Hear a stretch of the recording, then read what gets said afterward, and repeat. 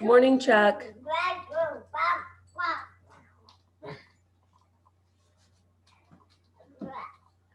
You're on mute. Yeah, I was editing the committee meeting the other night from the other night and making sure that that's trimmed right for YouTube, so we don't have all the extraneous of me staring and clicking and all of that. So really quick, I'm joining the committee again. Okay. But I can't bring very much leadership to it, Right. Because of my role with Meals on Wheels. Right. And we just closed on a building yesterday. I saw that. Yeah. Very exciting. And so we've got renovations between now and March 1st, and then we have to move the whole operation over. Okay. But if there's a position open in my district, I would like to come back. And I'm pretty sure there is. I'll double check, but I think there is. I know it's Norm and Bonnie and me, right? Yeah. But anyway, I also spoke briefly with Glenn Lee and shared the news with him, and he you may want to reach out to him. I'll reach out to him. Yeah. But just this year, I'm covered up with the. It's not. I'll tell you what. It's not any more than I've always been doing. What I have now is a grandson. Yeah.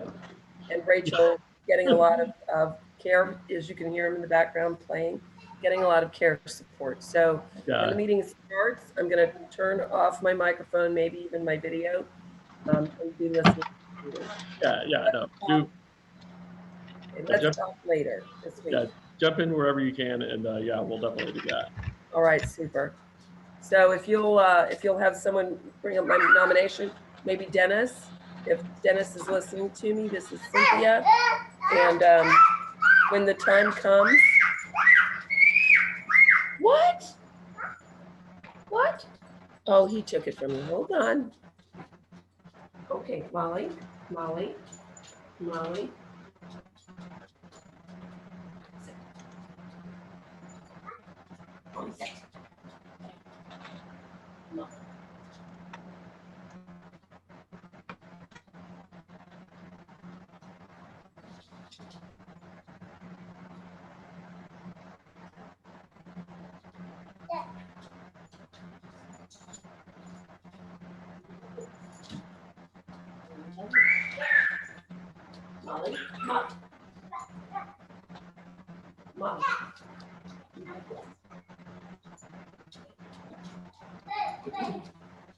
I want to see the baby. Cynthia, Jenny wants to see the baby.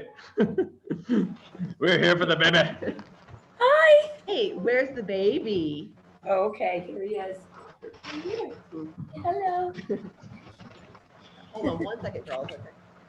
Oh, this is her grandson. Hi. It's my youngest grandson. Sweetheart. Oh, he's precious. Yes, see? Peekaboo. Let me put on speaker view so you can see it. Hold on. Oh, now okay. do it. You get like, well, hold on 1 minute, and then we'll go. Okay. Look. You do peekaboo with him? Oh, okay. That's the peekaboo. Peekaboo. Oh, Cynthia, he is precious. There he is. Oh, you did peekaboo. There he did it. Oh. Yes. January 11th. Person, huh? Monday, he will be 16 months old. Oh, wow. So he's walking and he's jabbering. Oh, wow. Okay. He doesn't have a whole lot of words, so we're struggling with, when he's unhappy, we're struggling. Molly. And you're getting precariously close to the terrible twos. Yeah, well, and he needs his words, Yeah. So, but we've got a noise for drink and a noise for food, and that helps. But other than that, he's take a little bit really longer. Easy. Yeah. I've got to go check on my kiddos. They just ran out the front door, I think. So. All right. Happy New Year, y'all. So take care. Yeah. Okay. Bye.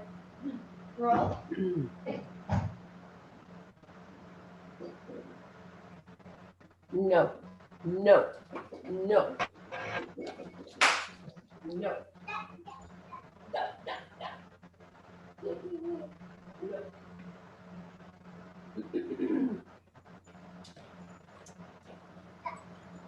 Hi, it's good to see you, Dennis.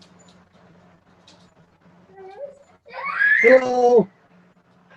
How you doing, Cynthia? I'm doing well.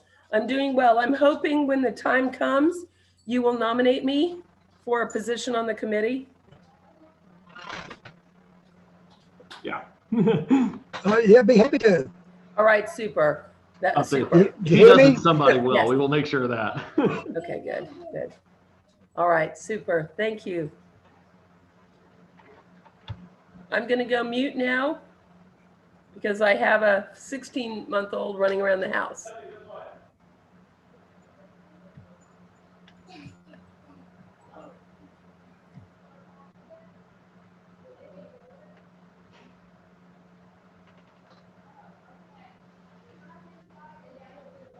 Are they ours?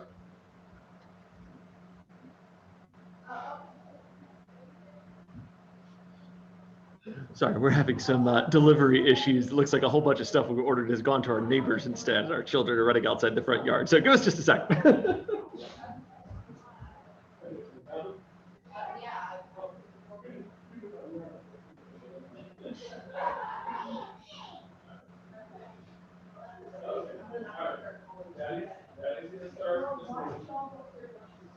Before you call them, let me. Okay.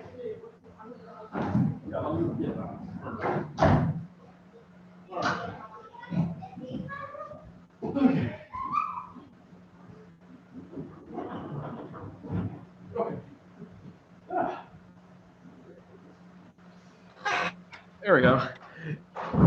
Yeah, so Dillard's does a big end of year sale that we buy most of our clothes from, and apparently they all went to our neighbor. So at least we know where they are now, and that's a plus.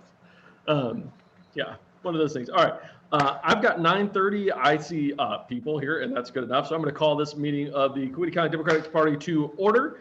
I picked up some work with Delta, so I didn't get a chance to distribute an agenda beforehand. So let me share this real quick. Screen share. We're going to do this. Okay, so that's what we got to talk about here. Everybody can take a quick look at it. It should be, a relatively positive and rapid meeting. If there is any pressing changes that need to be made to the agenda, now would be an excellent time to propose them. And the three, seeing none, here we go. We'll get started with it with a quick, please join me in the Pledge of Allegiance. That's the one I'm looking for. There we go. All right. Please join me in the Pledge of Allegiance. I pledge allegiance to the flag of the United States of America, of the United States of America, and to the republic and to the republic for which it stands, one nation, which stands under God, One one nation, nation, indivisible, under God, with indivisible, liberty and indivisible, justice for all. with liberty and justice for all. Please join me in a moment of silence for the Capitol Police officer who lost his life in the violent insurrection on Wednesday.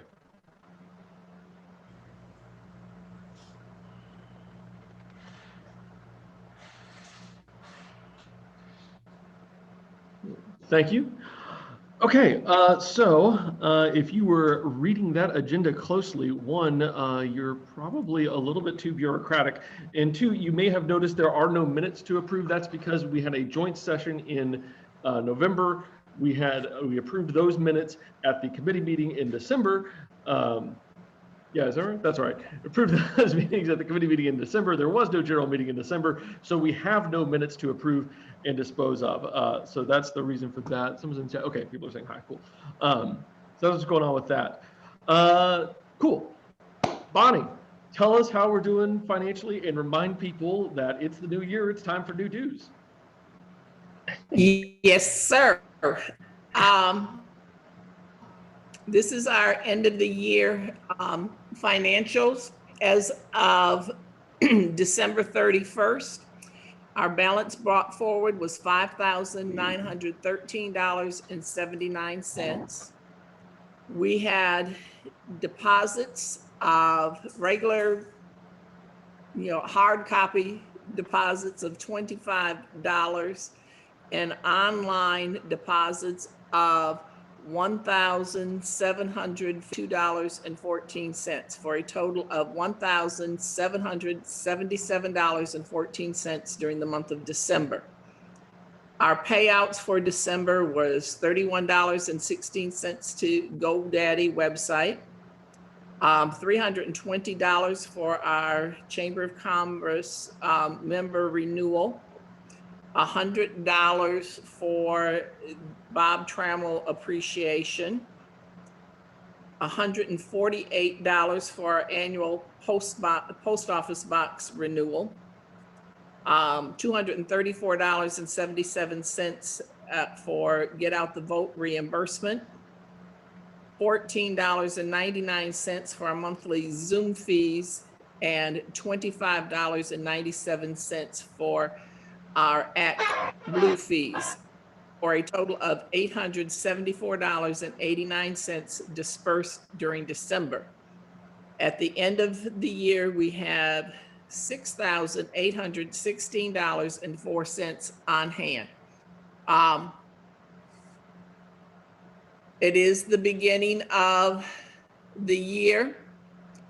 While membership dues are not required, you are a member of the Democratic Party by virtue of participating, but amount of $20 per person for the year is a recommended amount. Since we're not meeting physically, the best way to do that would be online, going through Act Blue for Coweta County Democrat Party, or you can send a check to our post office box, 276 Noonan 30264. But any amount above or below that $20 is greatly appreciated. That we've gone through this election cycle, but now we are gearing up for our off-year elections, which are our local elections. So all monies that we use are for administrative fees, like our post office box and such, and then going for, using toward our local and state campaign. Nobody on the committee gets paid anything. Mm-hmm. We are all volunteers. So, depending on your banking institution, we have, you can do a monthly automatic check sent out to us. If that's something that you would like to do, say you'd like to, send us $5 or $10 every month, that's something you can set up with, with your banking institution. We have one member that, sends us a check every month. So having said that, I'm finished begging for money. But would you just verify the post office number again? 276, and it's 30264. It's the downtown. Okay. Thank you. Our post office box is downtown, so okay. Make sure, so the zip code is important. Otherwise, it will go to the other post office. Thank you. Thank you. You're welcome. Questions? Any other questions for the treasurer here? Okay, I see a question, link on our website. There's a link on our website to the Act Blue page. I need to update the website post-election and put a few, refine that and make sure it's on there. One thing to remember, if you are a married couple and you both want to pay dues and you want to make it nice and easy and just put their own a little tip, $5 a month on Act Blue lets you do that. And that would work out to $60 a year, which is, a little bit more, but we would appreciate it, and so would all the candidates. If it's an individual, $2 a year is the super simple math that easily pays the dues, and Act Blue works by taking that just straight from your credit card. So you would authorize, if you signed up today, then on the 9th of every month, basically, Act Blue would charge you $2. They'd take 2.5% of it, 3%, something like that, and then we get the rest to go towards everything with that. And like we said,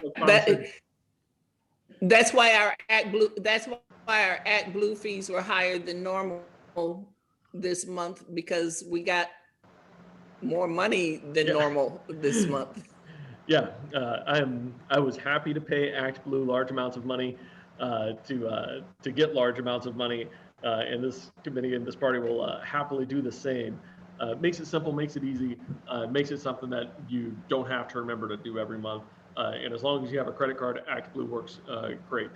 Thank you for dropping the website in there, Cindy. Yeah, look at that. That's teamwork. I like Cindy. That's teamwork. That's good stuff. Any other questions for the treasurer, financial stuff? Going once, going twice. Moving on to election results. Holy cow, we won.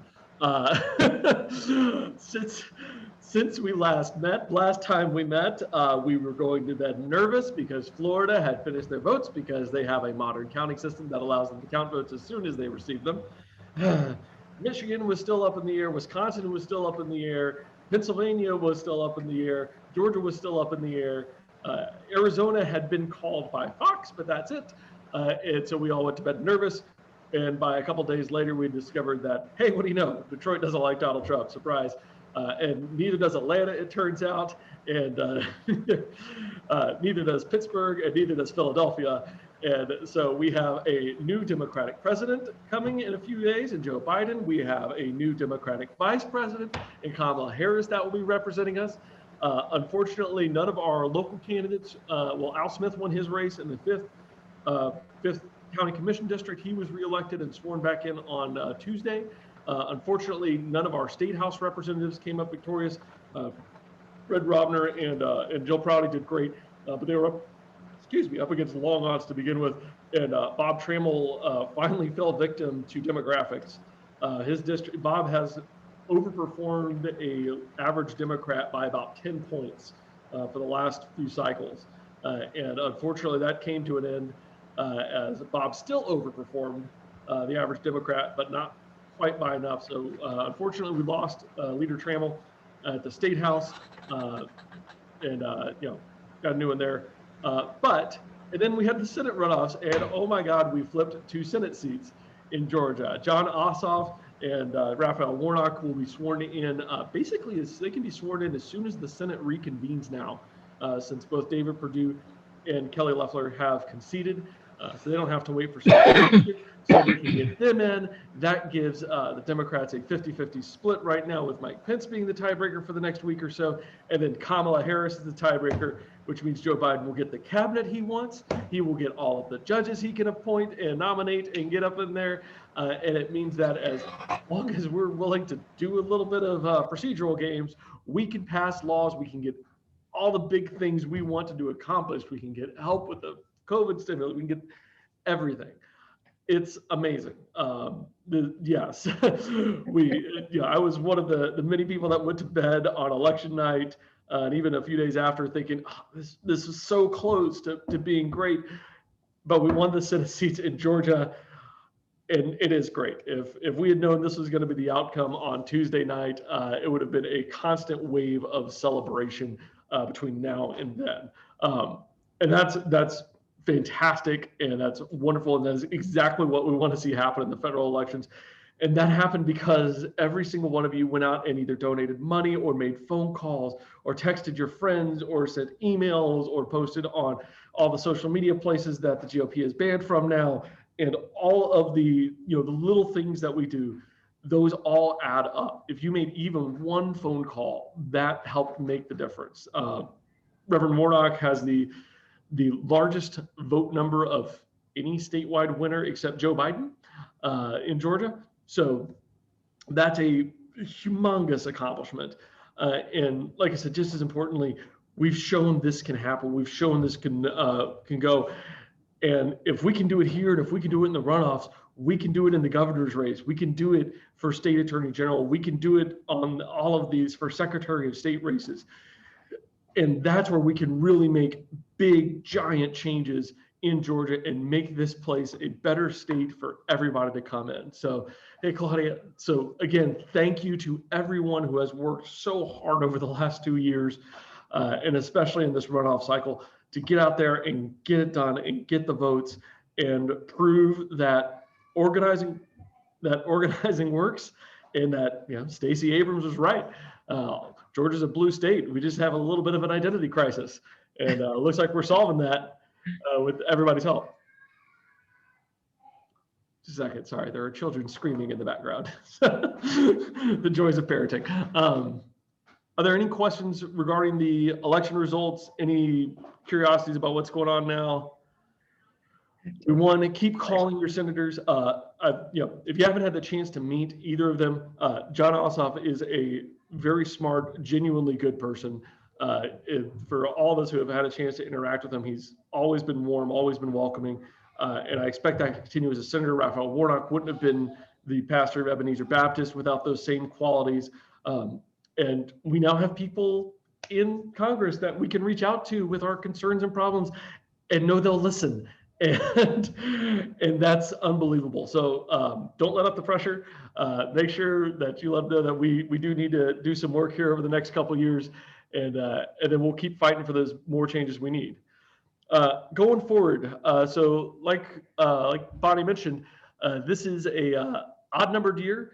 We don't have any federal elections to do, which kind of simplifies things a little bit, but we do have a large number of other elections going on. We have municipal elections all across the county happening. In Noonan, we've got 2 city council seats and a mayoral seat up, and we need to find some candidates for those seats. We need to find people who are willing to help with those campaigns.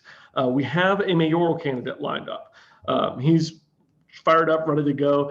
And honestly, I think he's got a real good chance. The other thing with these elections, these elections happen in November. They're basically the same first Tuesday after the first Monday in November. Qualifying, I think, is in August because they're nonpartisan. So there's no primary election.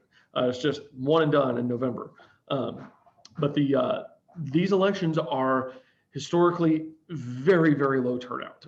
In the last mayoral election, the last 2019's city council elections, about 3,000 people turned out total in all of Noonan for the city council. We have about 2,800, no, it's more, it's like 3,300, excuse me, about 3,300 strong to likely Democrats. These are people that vote in Democratic primaries and routinely do things that didn't vote in those elections. All we have to do is turn out the Democrats and we can win these elections. And that's a very realistic possibility. If you've been listening to me for the last few months, I'm sorry, but also that's also been my focus this whole time, because I really think these are the elections where we can genuinely win. It's tough recruiting for the state house races, and after redistricting, I imagine it will still be very tough, because you're going into an election where best case you're losing by 20 points. But because these elections are low turnout, they're an election where the demographics of an area don't necessarily control the outcome as strongly, because you can turn out a very small percentage of the vote and essentially change the demographics of the electorate and change the results of the election. And with the city council, if we sweep these 3 races, we essentially control the city council at that point. And that means we could make real changes in the city level. If you want, if we want police responsibility, that kind of accountability, that comes from city councils. Sheriff accountability comes from county commissions. So if we can take the city council and win a majority of those seats, we have a chance to bring in some reforms to help Noonan grow and to help everything get better. All right, it's City Council District 2, I think, is up this year. I'm going to double check that, and I'll send out an email with exactly who's up and city council maps. I don't know if the county commission districts or if the city council districts get changed with the rest of the redistricting. I figured I'd let Jane Scoggins at least finish certifying this runoff, give her a couple days off before I start peppering her with questions on that and going in with that. But we'll make sure to get all that information out to everybody for it. If you want to know your district too, the My Voter page shows that information. You go to www.mvp.sos.ga.gov. sos.ga.gov, and that will show your districts that you're in from the state level all the way down to your city council districts. And so that should be what we're going at with that.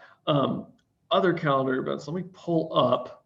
Will they have absentee ballots at that available, do you know? We don't know yet because the state of Georgia, the Georgia legislature is very upset that Democrats won elections we weren't supposed to win.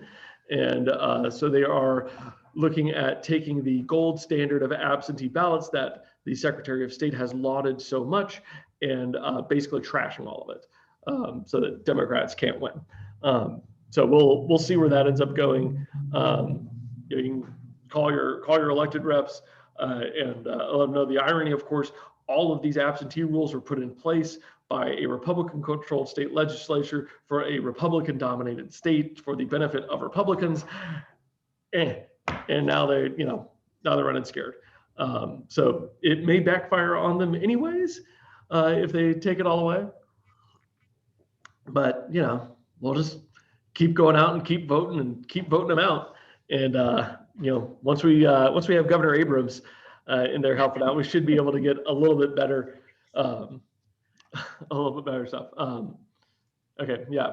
Where can we find out about redistricting? Yeah, the census has to be accepted by Congress. Who knows when that's going to take? Cindy, you've got some better insight on redistricting? Yeah, actually, I'm working with Fair Districts Georgia on redistricting. As things develop, I know Senator Matt Brass is our state senator in this area who is the head of the redistricting committee.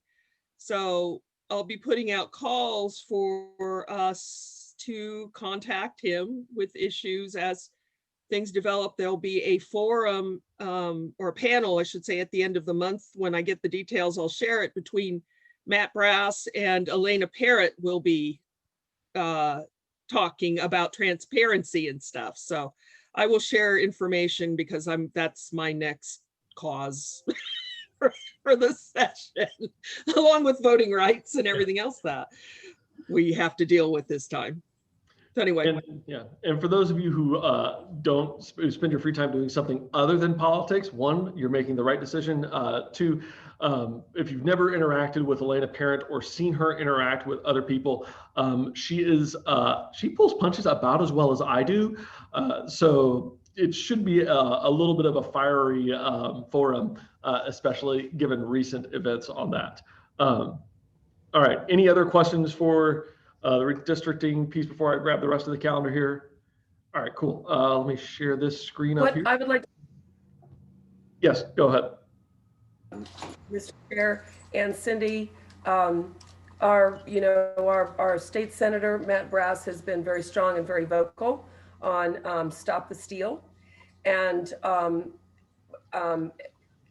once the Wednesday insurrection happened, he started to backpedal on several of the statements that he's written and said openly. I think it is because he was receiving a lot of pressure from moderate Republicans in the area. But yesterday he was the guest speaker at Rotary, and I was not there, but as I understand, he was still holding strong to that position and quite accusatory about the poll workers that not being trained and people not knowing how to handle the signature machines. He actually called out a poll worker in that meeting yesterday and asked them, so for example, how much training did you get on the signature machines? And this poll worker answered him by saying, I was a poll worker. Poll workers don't check the signatures. Those are government employees. And in front of the meeting, he said, oh, I didn't know that. So if anybody feels like writing Senator Brass and suggesting that maybe he speak with the Board of Elections directors in every county and maybe go through the training himself and actually find out what the procedures are in his district, that would be wonderful. I'm going to do it. I hope several of you have an opportunity. Just send him an email and say, we understand that you are making accusations when you haven't taken time to be trained at what happens. I mean, it was when the story was relayed to me, it was as though he had never actually voted. He didn't know how it worked, but quite accusatory, and admits that he doesn't know what he is accusing is fraudulent. He and I had a texting back and forth over all of this. He puts his cell phone number on his page, so it is perfectly legitimate to text him. And I will put it on this doesn't surprise me. He and I have been batting heads lately. Let's see. And, you know, this is actually more effective than,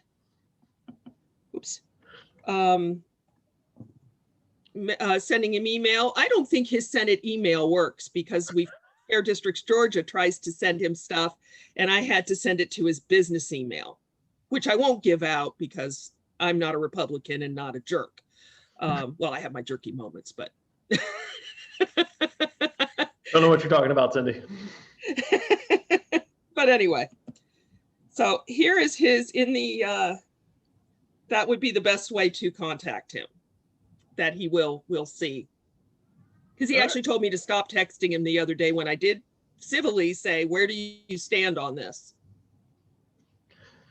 Yeah, and as chair and as a military officer, I take a rather dim view on those who foment insurrection against the United States. So I would encourage all of you to do so, because your words are going to be more polite than my words, and will probably be more effective in that respect, or at least slightly more easily received than mine. So I need y'all to do that for me.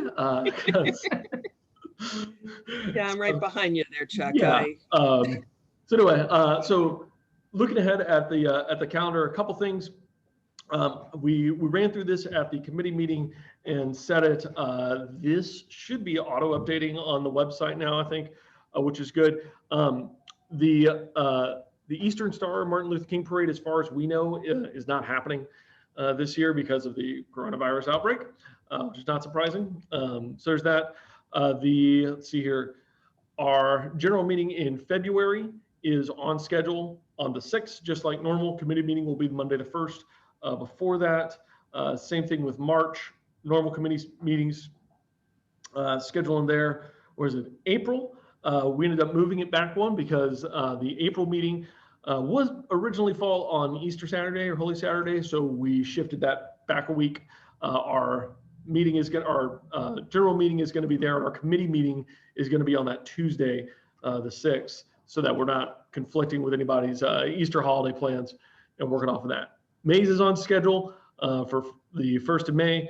Let's see here, the June one, scheduled as published. I think our committee meeting shifted over a day for Memorial Day. Sorry, I've got two separate calendars. I have the committee meetings on one calendar apparently, and the general meetings on the CCDP calendar. I need to fix that. Anyway, so we've got that. The July 4th parade, we're expecting that to be on July 3rd. What we've always done in the past is use that parade as an opportunity to do a informal general meeting, and that's what we're going to do again. We'll participate in the parade if it happens. We're expecting it to be on July 3rd, and then Independence Day will be that Sunday of July 4th. Going into August, typically in August, we'd have our Atkinson Arnold fundraising dinner. Right now, the committee's decision is basically to take a step back and see how things progress with the vaccination waves and with the general virus waves and infection rates. And we're going to need about a 3-month lead time from, okay, let's do this, to, hey, we think we can have the room and reserve it. So we don't have it on the schedule right now. If we want to do it, hopefully we can do it by September, so that we can use some of that money to help with the November elections or early October at the latest. But we'll let you know. That's why there's a noticeable gap right now on the calendar there. We do have our normal general meetings on August 7th, and on September, we have shifted it back a week to the 11th. So September 11th meeting, so that we can observe the Labor Day holiday the weekend before, and celebrate all the great contributions that our union laborers have done. Our October meeting is traditionally a picnic, and that we do, and we've got that scheduled once Noonan Utilities allows scheduling of Carl Miller Park, we'll reserve that block. Bonnie and I are both customers, so we can reserve that pavilion for free, and we'll do that and have our picnic and meeting on Saturday, October 2nd. Hopefully we'll have a full slate of candidates to come out for you. Hopefully we'll have not just municipal candidates in Noonan, but also municipal candidates for Moreland or for Sharpsburg and Torrin and everywhere else in the county. And barring that, we might even have state level candidates that are looking at running in 22 coming in there. So usually this is an opportunity to meet candidates in a more informal setting and talk with them and get a good feel for them. And also you get to see how badly we can burn hamburgers and hot dogs. Historically, we're very good at burning them, but they still come out edible. So we'll encourage everybody that coming out. We are expecting the picnic to be able to go as scheduled right now. That's 10 months out. Vaccinations are starting up. Hopefully by October, we're back to some semblance of normalcy coming in there. Our November meeting. So election day, those municipal elections are going to be on the 2nd, and our November meeting will be right after that on Saturday the 6th, coming in again. And then the December meeting we've got on the books. We'll see what we're doing with that. That may turn into a giant Christmas party or something else. But didn't think that far ahead. Good for me. But that's kind of the big picture right now. Like I said, we had a couple of those general meetings have been changed. The committee meetings moved accordingly. Basically, if it was a holiday, we shifted that committee meeting over to the Tuesday before the general meeting instead of the Monday before the general meeting to make that happen. Our major events, the Atkinson Arnold dinner, we're still wanting to have it. We've just got to see what we can do and see how everything goes with that. And then, like I said, with the parades and everything, we canceled our Christmas parade. There's no MLK parade right now. We might have a July 4th parade, might not, but we'll just see kind of how that goes when we get there. What other questions do we have? Calendar, major events, things I missed, things we need to see through. Going once, going twice, nothing. Okay, cool. Next item on the agenda, we do have a state committee delegate opening coming up. So the state committee is like this, only bigger and more rambunctious and a little bit rowdier. Right now, your 3 state committee delegates are myself, Jennifer Garcia, and David Troutman.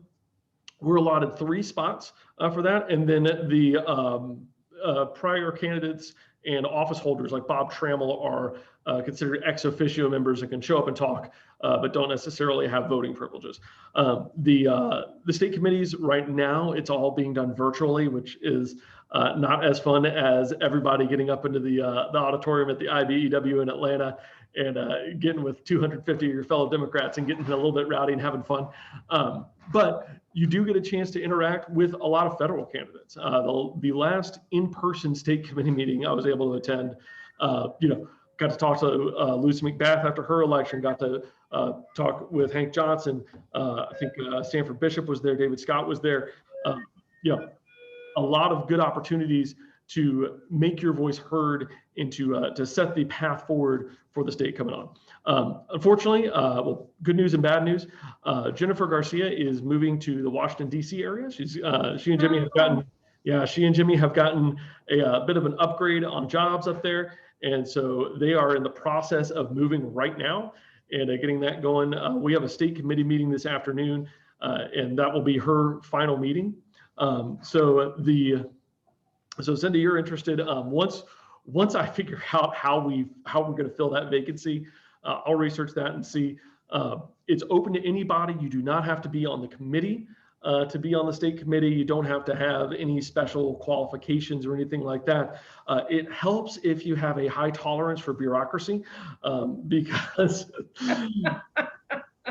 it's a big organization with a lot of different ideas. And at the last state committee meeting, for instance, we spent about an hour and a half discussing and voting on whether county chairs get voted on by where you live or who your county caucus is with. And that ended up having a material outcome on, I think, the 13th districts congressional chair race. So that's going on. Also, I guess kind of related to that, Jimmy Glenn is currently our 3rd congressional district chair, and he is moving to the Washington, D.C. area. So he will no longer be available to be our 3rd congressional district chair. We're not sure. Again, I'm assuming we'll learn a little bit later how that's going to work out. If you are interested in being the congressional district chair, you think Jimmy had to get like 20 signatures from members around the district.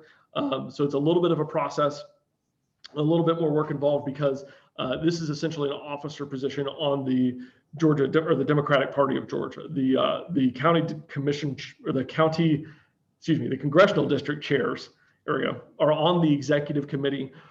So they get votes and things like when Nikema Williams was nominated to replace John Lewis on the ballot. The executive committee of the Democratic Party of Georgia voted on that and approved that. So that was the officers, your chairs and your vice chairs, and then also your congressional district chairs going on with that. So there are openings at the DPG going on right now. Like I said, the main one for us is a county representative.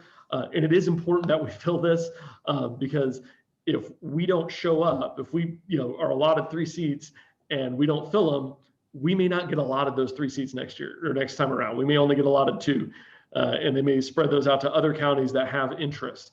The 3rd congressional district has a lot of overall red counties, but from personal experience, the Democratic parties in a lot of those smaller counties, in Upson County, in Lamar County, in Pike County, in Butts County, in Spalding County, they are very active and very enthusiastic. And there are a lot of really good people who, if if our seat was up for grabs, they would go and try to get it. So keep our voice heard from Coweta. And so Cindy, I'll make sure to write you down, and we'll see what goes from there. Any questions about the state committee, the delegate opening, anything like that? Once, going twice, don't see any hands, don't hear any hands. All right. Where's my stuff? Where's my agenda? There it is. All right.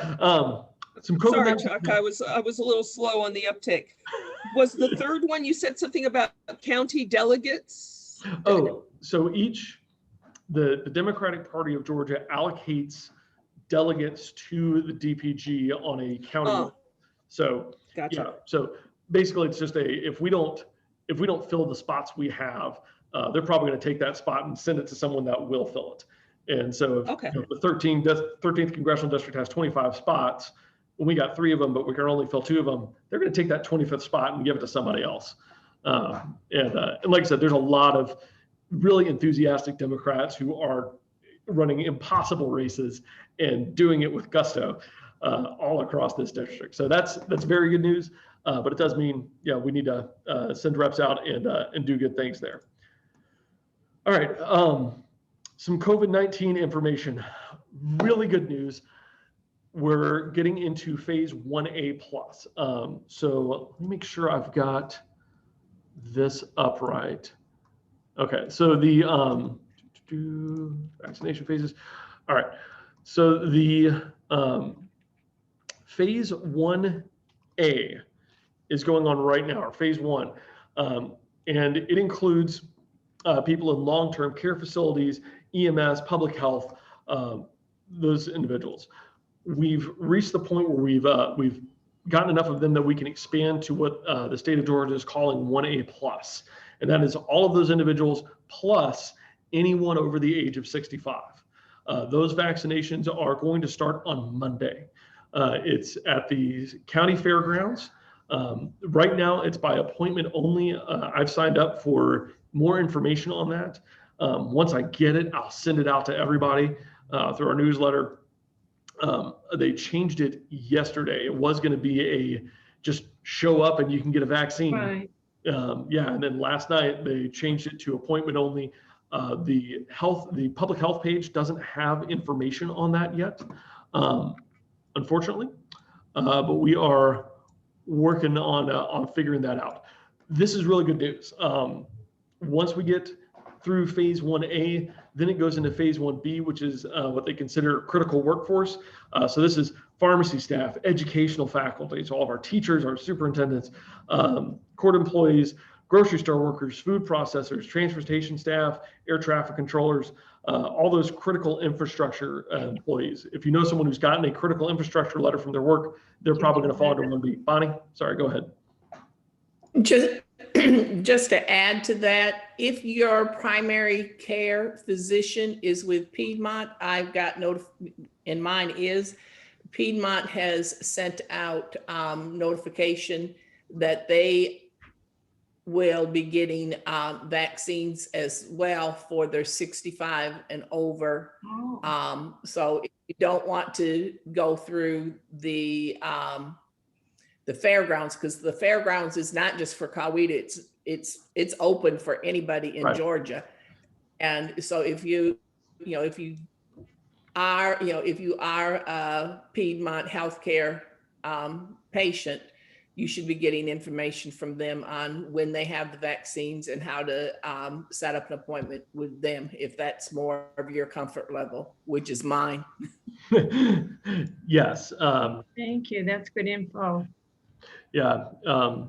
Like I said, this is a pretty rapidly changing situation. So as more information gets out, and as I actually get home and don't have to fly trips everywhere, we'll push this out and make sure everybody knows. If you are over 65, I really encourage you, if you don't have an underlying condition that prohibits you from getting it, I really encourage you to go ahead and get the vaccine. Right now, there's no ability to choose between whether you get the Pfizer or the Moderna vaccine.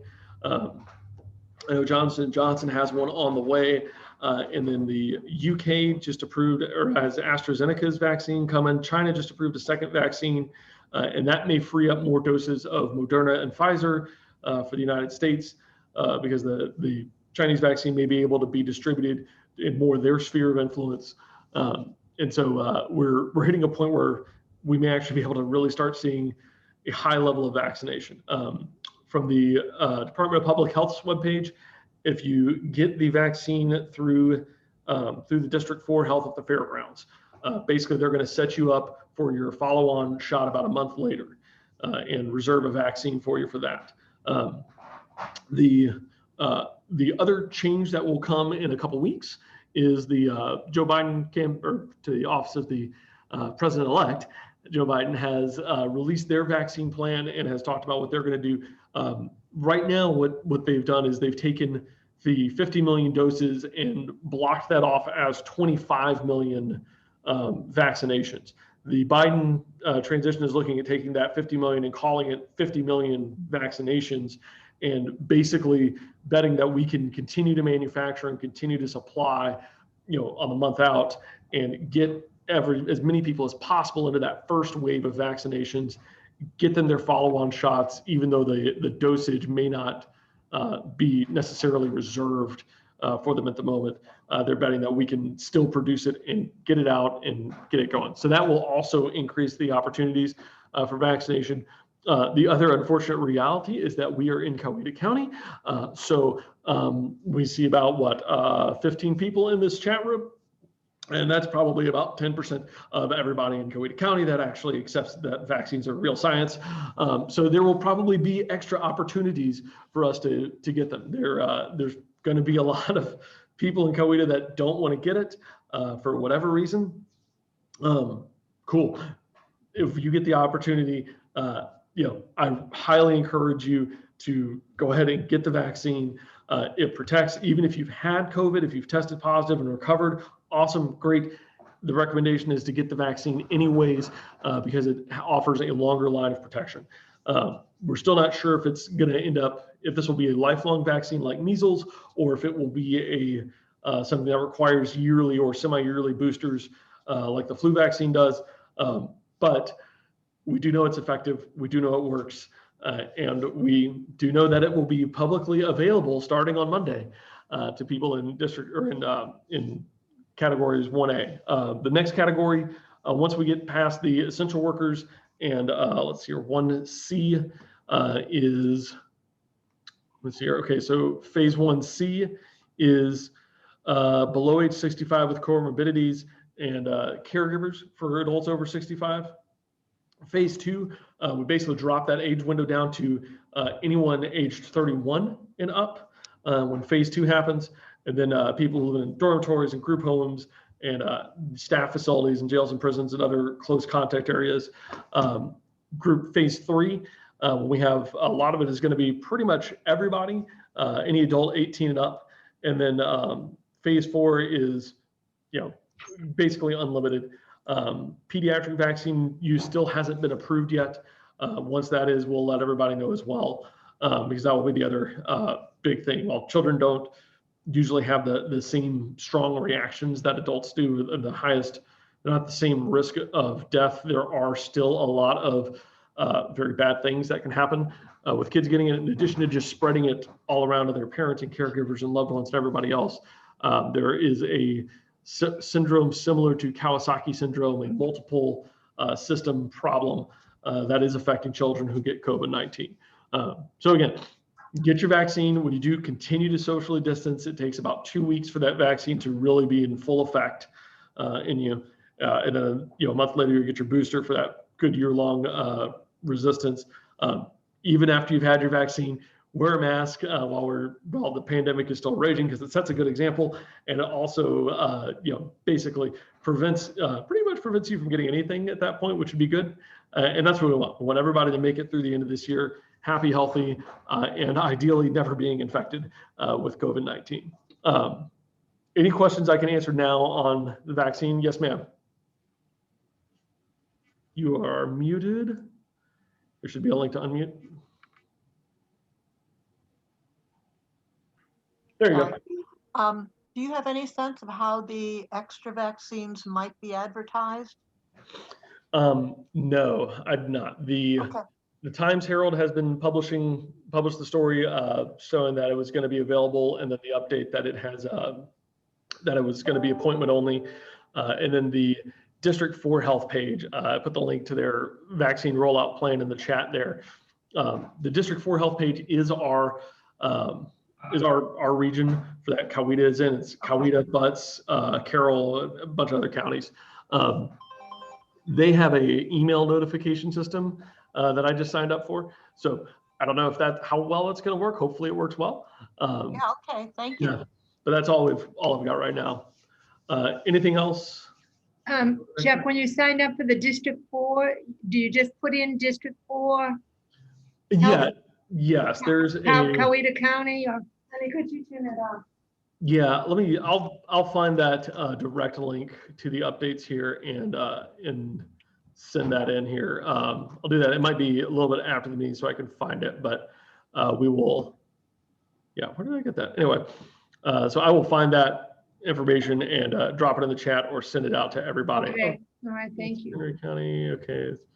Anyway, all right. Any other vaccine related questions? No? Cool. All right. The last thing on the agenda before the floor is opened up is just kind of a chair's comments.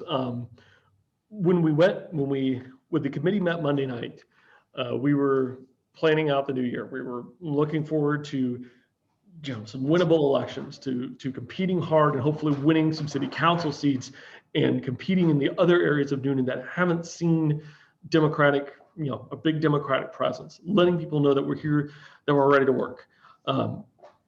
And then our country suffered an insurrection.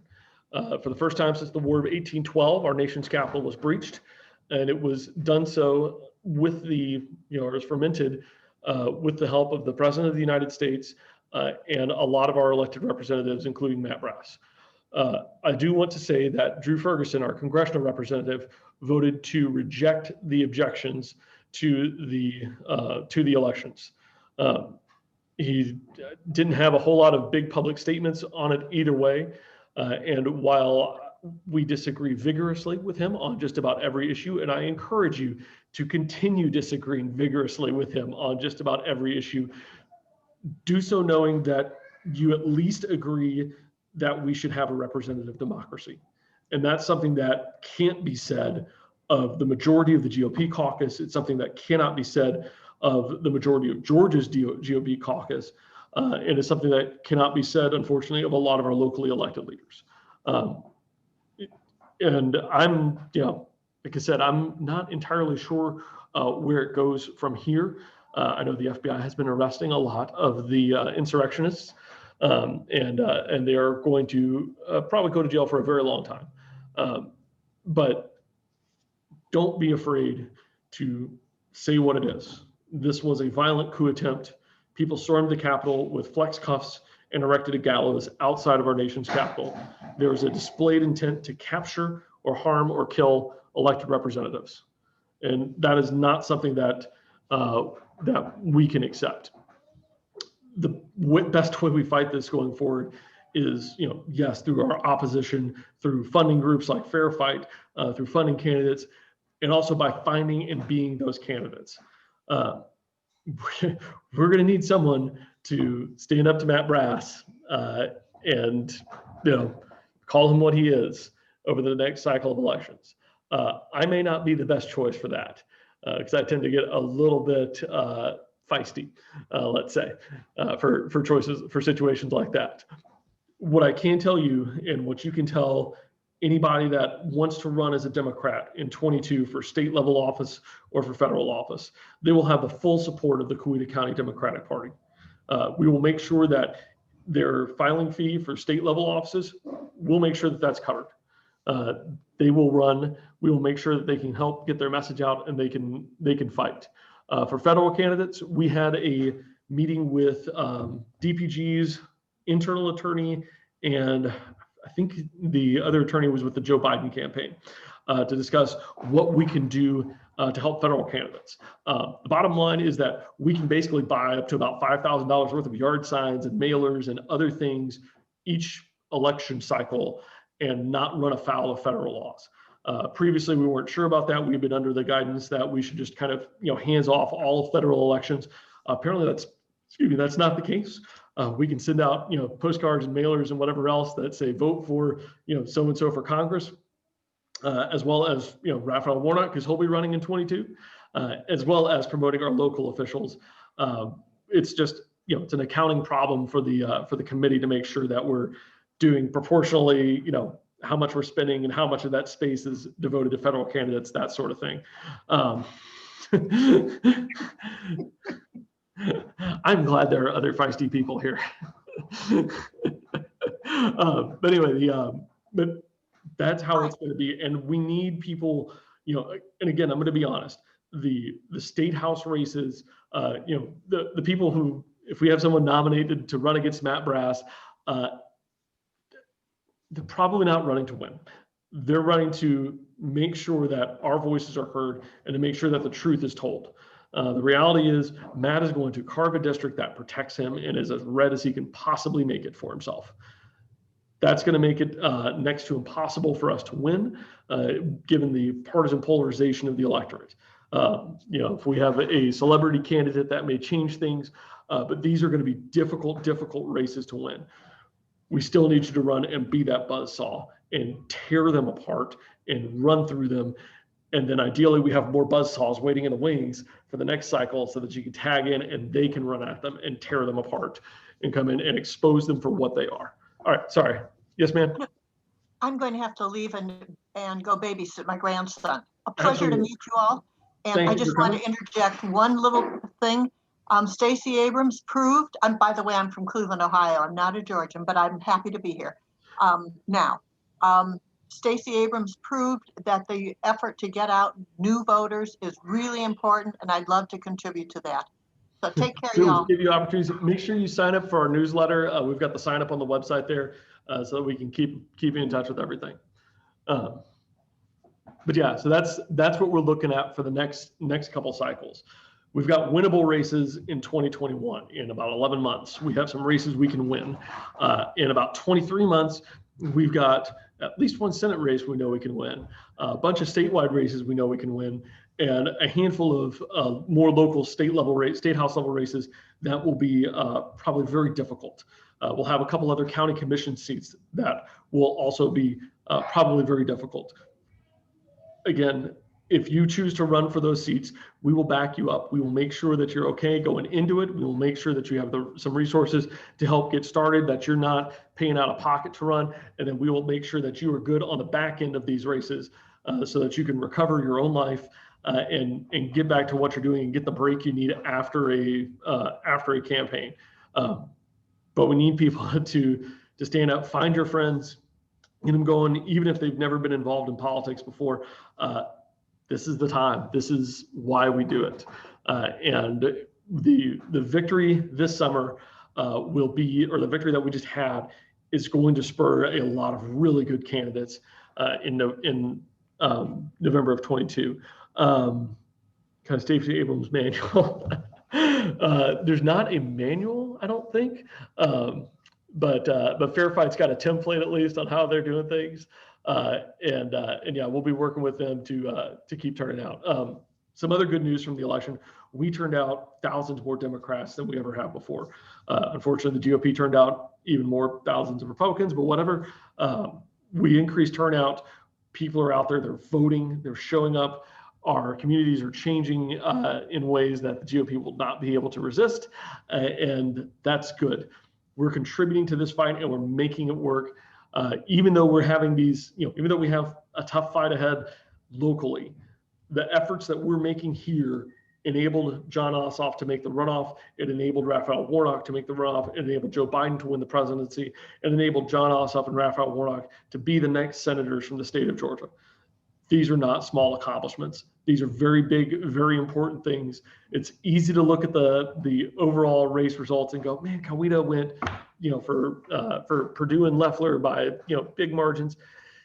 Yeah, we added in enough. We added to the totals, we padded them up, and we gave John that extra cushion he needed to get over the hump and to be the next senator. We gave Reverend Warnock the extra cushion he needed to get over that hump and to be the finish off this term and to run again.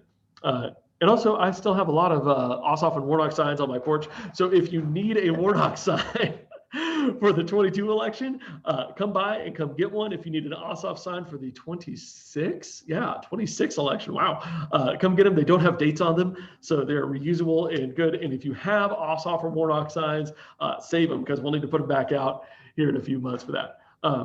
The last thing, if running's not for you, we talked earlier how Acme Lutzy set up, recurring contributions, and $2 for monthly dues is good enough for the Coweta County Democratic Party. It also works for candidates. John's got 6 years to fundraise now. You may not be able to give a lot of the whack, but if you can give John $2 a month, that adds up. If you can give Reverend Warnock $2 a month, that adds up. If you can set a cookie jar aside and drop $2 a month into that for local candidates or for other candidates, that adds up. We don't have to make a whole lot of stuff for each race.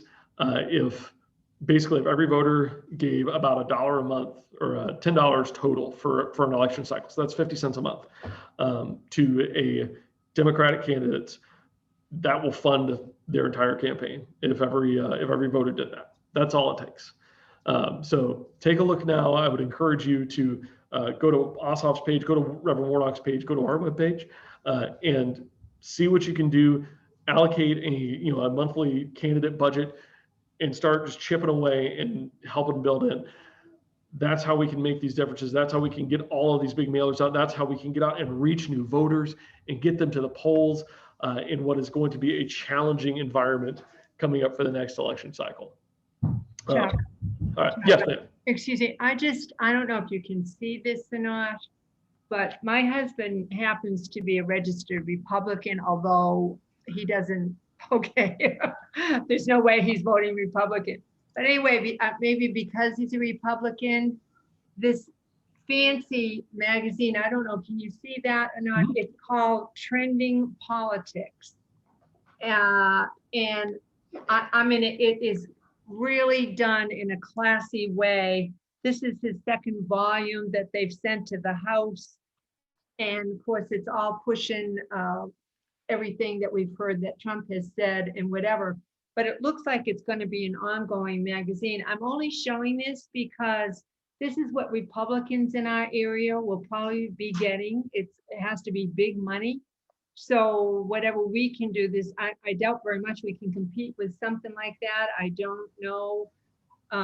It would be wonderful if Stacey Abrams had something coming out to compete with this, but the way it was done, again, just real classy, but all, it's like a poison pen letter, you know. But anyway, I just wanted, I don't know if you're aware of the fact that this type of thing is being issued to, I'm sure, all Republicans in the area. I doubt very much this is going to a registered Democrat. Yeah, probably not. But that's a good idea and something definitely to show at least. I mean, this is big money, though. I mean, you know, and oh, yeah. a real big money, and I'm sure it's a national. I don't know who all supports it, but it's trending politics. Okay. Like you said, it's big money, but Georgia's a big target right now. And, you know, while the county level, yeah, probably wouldn't be able to pull something like that off. At the federal funding level, we probably could. And then you can target it to, you know, the counties that need to be going. Yeah, I know we're in contact with a couple of our DPG reps, or not DPG reps, our DPG reps to the DNC. And so we can see if there's any idea for something like that. So that's, yeah, much more of a conventional media mailer rather than your typical election mass mailer. So thank you for pointing that out for us. Well, not that I like getting it at the house here. It's in my burn pile. Yeah. Hey, always take good intel, right? I mean, we found the Union found the attack or the plans for the attack at Gettysburg, and that's what helped turn the tide there. Cindy, what you got? Just thought I'd share a little piece of good news about arrests. The idiot who was carrying Nancy Pelosi's lectern out of the Capitol has been arrested in Florida. Yay. Just thought I'd share that. Good. We need all the good news we can get, Cindy. Well, we need there needs to be accountability from Trump on, or Trump on down. So anyway. Of all the things to take, that is arguably the most recognizable and the hardest to fence and get rid of. I mean, just like, take the box of pens, you know, you can sell those. All right. Anybody else? You can unmute yourself and say whatever or not, or you can propose motions to adjourn or motions to do whatever else. I make a motion to adjourn. Thank you, Martha. Marcia, there's a motion to adjourn. Is there a second? I see it from Bonnie. All in favor of adjournment signify by saying aye. Aye. Aye. Any opposed? The ayes have it. Thank you for coming again today. We've got a new year coming. We've got great elections. Like I said, if you're looking for that, I'm going to scour the fourth district, whatever, the webpage for the DPH fourth county, whatever thing, and see if I can find that sign up list, because I know it exists. I have for the District 4. Is that the one you talk? It's I've looked at. Somebody sent me it. Yeah. District4health.org. Yeah. District4health.org. Yeah. Let me see your vaccine. Let's see here. Get the latest facts. Moderna benefits, rollout plan, back. Where was this? Yeah, I'll have to find that email page because I know I signed up for something here. And you said you just found out yesterday that you had to get an appointment. Right. Yeah, that was just yesterday. So there's, yeah. Hey, guys. Mm-hmm. Oh, hey. Hey, Claudia. Hey, hi, guys. Chuck, I was just going to say, I've been trying, I got that email that was an update from the Noonan Times Herald that said just this morning that it does have to be an appointment. And I have the number and what option if anybody wants it, but it's, of course, it's just constant busy. I've been hitting redial the whole time. Yeah. It started at 10, but they are taking appointments today, but just by phone, not online. Okay. Yeah. If you can drop that into the chat, or drop that phone number to the chat, we'll have more people fighting for you. That looks like part of their page is down. Yeah. Where did I find this? All right. I gotta figure out where I signed up for this. Well, and I've been getting updates through the Smart 911 app.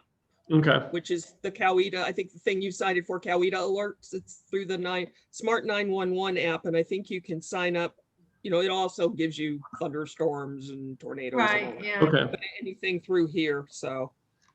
Yeah, here's the, okay, so this is the page, representative follow-up schedule appointment. Yeah, okay, and this here. All right, I'm dropping in the vaccine webpage, or the sign up form for the webpage too. So that's in the chat now. This is from the Department of Public Health's webpage. So hopefully that helps. I think this is. Could you put that up again? Yeah, it's in the chat box. Sorry, let me. Oh, okay. Yeah, and I'll try to send this out through the newsletter as well. All right. Okay. Yeah. Well, like I said, I'm going to keep this window open. I'm going to probably disappear for a little bit, but you know, stay in chat or find what you need or whatever, as long as you need. I'm going to clean up a little bit and then get ready for a state committee meeting here in about, 30 minutes. Yeah, good times. But thank you all for coming, like I said, and let's keep doing the work and keep flipping Georgia. Thanks, Chuck. Take care.